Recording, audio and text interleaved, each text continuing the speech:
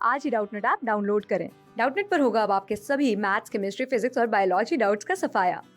बस अपने क्वेश्चन की फोटो खींचो, उसे क्रॉप करो और तुरंत वीडियो सोल्यूशन पाओ। Download now. इस क्वेश्चन में हमसे पूछ रहे हैं कि इनमें से कौन सी स्टेटमेंट करेक्ट है, आपको ये बताना है। ठीक है, तो पहली स्टेटमेंट में बोल रहा है कि जो आपके इक्लिप्स्ड और जो स्टैगर्ड इथेन्स हैं, इथेन है वो क्या देगी, डिफरेंट प्रोडक्ट्स देगी जब हम उसके रिएक्शन किसके साथ कराएंगे, क्लोरीन के साथ कराएंगे in the presence of light. देखिए इथेन क्या होता है, इथेन होता है हमारा, सिंपली अगर मैं बात करूं तो इट्स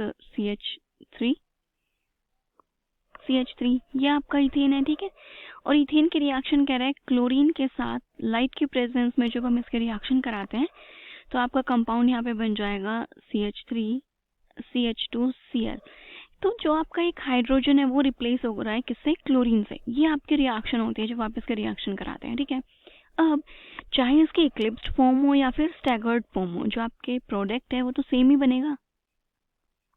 ठीक है, लाइक ये हो गई आपकी CH3H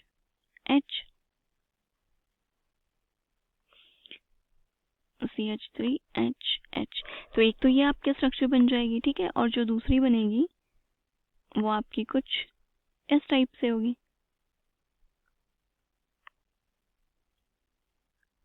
सॉरी, ये यहाँ पे मिथाइल नहीं, यहाँ पे भी आपका क्या आएगा CH3, क्योंकि एक कार्बन तो क्या कर चुके हैं हम ऑलरेडी अटैच, और एक आपका जो CH3 है वो यहाँ पे प्रेजेंट है। तो देखिए ये जस्ट क्या है, आपकी कॉन्फर्मेशन है मॉलिक्यूल को रिप्रेजेंट करने की, कि अगर हम दोनों जो कार्बन्स हैं, क्योंकि सिंगल बॉन्ड है, कार्बन आपका क्या कर सकता है, रोटेट कर सकता है। ठीक है, तो कार्बन रोटेट कर सकता है, तो हमने सिर्फ वो रिप्रेजेंट किया है कि जो आपके कार्बन है वो रोटेशन पे जब रोटेट होगा तो किस टाइम पे कौन सा एटम किसके से क्या रिलेशन में होगा। ठीक है, प्रोडक्ट में आपके में कोई फर्क नहीं पड़ेगा, सिर्फ एक हाइड्रोजन रिप्लेस होना है आपका किससे, क्लोरीन से। ओके, तो वो बिल्कुल जो प्रोडक्ट है आपके सेम बनेंगे, डिफरेंट प्रोडक्ट्स नहीं बनेंगे। तो ये स्टेटमेंट तो हमारी करेक्ट नहीं है। नेक्स्ट में कह रहा है कि जो आपके कन्फर्मेशनल आइसोमर्स होते हैं उनको हम आइसोलेट कर सकते हैं रूम टेम्परेचर पे। देखिए कन्फर्मेशनल आइसोमर्स में क्या होता है, सिर्फ जो आपके एटम्स की अरेंजमेंट है वो चेंज हो रही है, बाकी उसकी स्ट्रक्चर बिल्कुल सेम है। ठीक है, तो रूम टेम्परेचर पे आप उनको अलग अलग जो आपके आइसोमर्स हैं उन्हें आइसोलेट नहीं कर सकते। तो ये स्टेटमेंट भी आपकी क्या नहीं है, करेक्ट नहीं है। नेक्स्ट कह रहे हैं कि जो आपका टॉर्शनल स्ट्रेन होता है, टॉर्शनल स्ट्रेन क्या होता है कि ये जो CH3 और H, इनके बीच में जो भी स्ट्रेन होगा, इनके बीच में जो भी मतलब डिस्टेंस की वजह से मॉलिक्यूल बड़े हैं, तो इनके बीच में अगर जो भी स्ट्रेन होता है तो उस स्ट्रेन को हम क्या बोलते हैं, टॉर्शनल स्ट्रेन। ठीक है, तो ये कह रहा है कि जो टॉर्शनल स्ट्रेन है किसमें, इथेन में। इथेन में टॉर्शनल स्ट्रेन का मतलब होगा कि हर जगह पे क्या प्रेजेंट है आपका, हाइड्रोजन, लाइक इस टाइप से। ठीक है, एंड देन ये जो दूसरा आपका, तो कह रहे हैं कि टॉर्शनल स्ट्रेन मिनिमम किस पे होगा, 60 डिग्री, 180 डिग्री एंड 300 डिग्री। अब बात वही आ जाती है कि आपके अगर इस टाइप से आपका इथेन प्रेजेंट है तो यहाँ पे इस CH3 के जस्ट पीछे आपका हाइड्रोजन है, तो इथेन के केस में ये CH3 आपका किसको रिप्लेस कर देगा, हाइड्रोजन को। तो हाइड्रोजन के पीछे हाइड्रोजन होगा तो उनके बीच में थोड़ा तो टॉर्शनल स्ट्रेन होगा, बट जब ये हाइड्रोजन और ये हाइड्रोजन किस पे चले गए, 60 डिग्री के एंगल पे चले गए, तो इस टाइम पे इनके बीच में स्ट्रेन क्या है, सबसे कम।